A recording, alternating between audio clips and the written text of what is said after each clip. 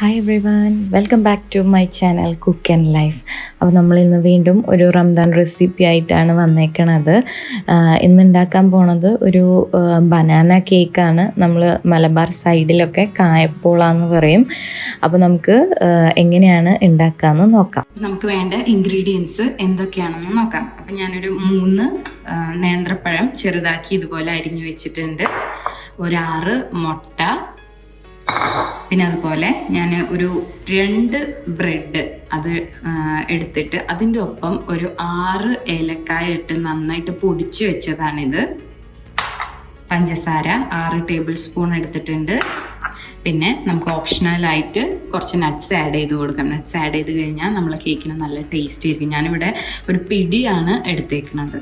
അത് കുഞ്ഞു കഷ്ണങ്ങളാക്കി അരിഞ്ഞു വെച്ചിട്ടുണ്ട്. ആദ്യം തന്നെ ഒരു ഫ്രൈ പാൻ വെച്ച് അതിലോട്ട് ഒരു 4 ടീസ്പൂൺ നെയ്യ് ഒഴിച്ചു കൊടുക്കാം.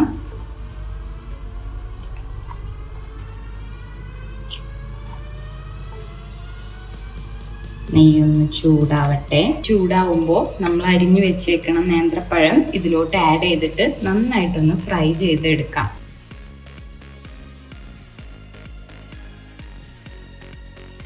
ഞാനിവിടെ നെയ്യിലൊക്കെ ഇട്ട് നന്നായിട്ട് വാട്ടി വെച്ചിട്ടുണ്ട്. അപ്പം നല്ല പഴുത്ത പഴമാണ് ഞാൻ എടുത്തിട്ടുണ്ടായിരുന്നത്. അപ്പം നമ്മൾ നന്നായിട്ട് ഫ്രൈ ചെയ്തെടുക്കുമ്പോൾ ഇതുപോലെ നല്ല പേസ്റ്റ് പോലെ ആയി കിട്ടും.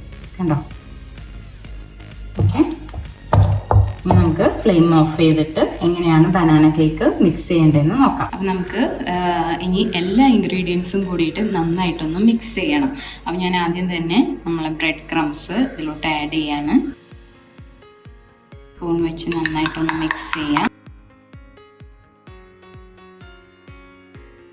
അപ്പം ഇനി ഇതിലോട്ട് നമുക്ക് ഷുഗർ ആഡ് ചെയ്ത് കൊടുക്കാം. അതുപോലെ തന്നെ നമ്മളുടെ കാഷ്യൂ നട്ട്സ് ആഡ് ചെയ്ത് വിടാം. നമുക്ക് കുറച്ച് നമുക്ക് മാറ്റി വയ്ക്കാം കേട്ടോ, അത് ഗാർണിഷ് ചെയ്യാൻ വേണ്ടിയിട്ടാണ്. നന്നായിട്ട് മിക്സ് ചെയ്യാം. നമുക്ക് നമ്മളെ പഴം വാട്ട് ചെയ്ത് ഇതിലോട്ട് ആഡ് ചെയ്ത് കൊടുക്കാം. അപ്പോൾ ശ്രദ്ധിക്കണം, ഇത് തണുത്തതിന് ശേഷം ആഡ് ചെയ്ത് കൊടുക്കാൻ പാടുള്ളൂ. അപ്പോൾ ഞാൻ ഇതിലോട്ട് ആഡ് ചെയ്യാണ്. ആഡ് ചെയ്ത് നന്നായിട്ട് ഇതിനെ ഇളക്കി യോജിപ്പിച്ച് കൊടുക്കാം. അപ്പോൾ നമുക്കിതിനെ നന്നായിട്ട് ഇളക്കി യോജിപ്പിച്ച് കൊടുക്കാം. അപ്പം നമുക്കിവിടെ നമ്മളുടെ ബനാന കേക്കിൻ്റെ ബാറ്റർ ഇവിടെ നല്ല രസമായിട്ട് വന്നിട്ടുണ്ട്. അപ്പം ഇനി നമുക്കിത് എങ്ങനെയാണ് നമുക്ക് വേവിച്ചെടുക്കണം അല്ലെങ്കിൽ ബേക്ക് ചെയ്യണമെന്ന് നോക്കാം. കുറച്ച് ഉള്ള് കനമുള്ള ഒരു പാൻ വെച്ചിട്ട് അതിലോട്ട് ഒരു ടീസ്പൂൺ നെയ്യ് ഒഴിച്ചു കൊടുക്കാം. അപ്പം നമുക്ക് നെയ്യ് ചൂടാവുമ്പോൾ നമ്മളുടെ ബാറ്റർ ഇതിലോട്ട് ആഡ് ചെയ്ത് കൊടുക്കാം. ഞാൻ ഏറ്റവും ലോ ഫ്ലെയിമിലാണ് ഇത് ഇട്ടേക്കണത്. കാരണം നല്ല ലോ ഫ്ലെയിം അല്ലാന്നുണ്ടെങ്കിൽ അടിയൊക്കെ കരിഞ്ഞ് ആകെ ഭംഗികേടായി പോകും, വെന്തിട്ടും ഉണ്ടാവില്ല. അപ്പം ഏറ്റവും ലോ ഫ്ലെയിമിൽ നമുക്കൊരു 30 മിനിറ്റ്സ് ബേക്ക് ചെയ്തെടുക്കണം.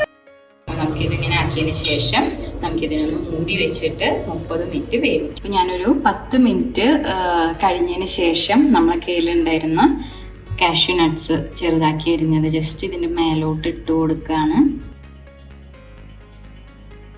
നമ്മൾ ആദ്യം തന്നെ ഇട്ട് കൊടുത്തിട്ടുണ്ടെങ്കിൽ ചിലപ്പോൾ താഴ്ന്നു പോകും. അതുകൊണ്ട് ഞാൻ 10 മിനിറ്റ് ഒന്ന് ആവി കയറിയതിന് ശേഷം ഇട്ട് കൊടുക്കുന്നത്. നമുക്ക് മൂടി വെച്ച് വീണ്ടും വേവിക്കും. ഏകദേശം ഒരു 20 മിനിറ്റോളം നമ്മൾ ബേക്ക് ചെയ്ത് കഴിഞ്ഞിട്ടുണ്ട്. അപ്പോൾ സൈഡിലൊക്കെ നമുക്ക് കാണാൻ പറ്റും, നല്ലൊരു ബ്രൗണിഷ് കളർ പോലെ കാണാൻ പറ്റും. ആ ഒരു ടൈമിൽ നമുക്ക് എന്തായാലും മേലെ ഭാഗം വേവാനായിട്ട് കുറച്ച് ബുദ്ധിമുട്ടാണ്. അപ്പം നമുക്കിതിനൊന്ന് മറച്ചിട്ടിട്ട് ഒരു 20 മിനിറ്റ്, അതായത് ഇപ്പോൾ നമ്മൾ ഓൾറെഡി 20 മിനിറ്റ് ആക്കിയിരിക്കണം. 10 മിനിറ്റ് നമ്മൾ ചെക്ക് ചെയ്തിട്ട് വേണമെങ്കിൽ ഒരു 10 മിനിറ്റും കൂടി ബേക്ക് ചെയ്യാം. അപ്പോൾ നമ്മളുടെ കായപ്പോള അല്ലെങ്കിൽ ബനാന കേക്ക് ഇവിടെ റെഡി ആയേക്കാണ്. നമ്മൾ 2 സൈഡും തിരിച്ചിട്ടിട്ട് ബേക്ക് ചെയ്തിട്ടുണ്ടായിരുന്നു കേട്ടോ. അപ്പോൾ ടോട്ടൽ 30 മിനിറ്റ്സ് ആണ് എനിക്ക് എടുത്തത്. നമുക്കിങ്ങനെ ചെയ്തെടുക്കാം.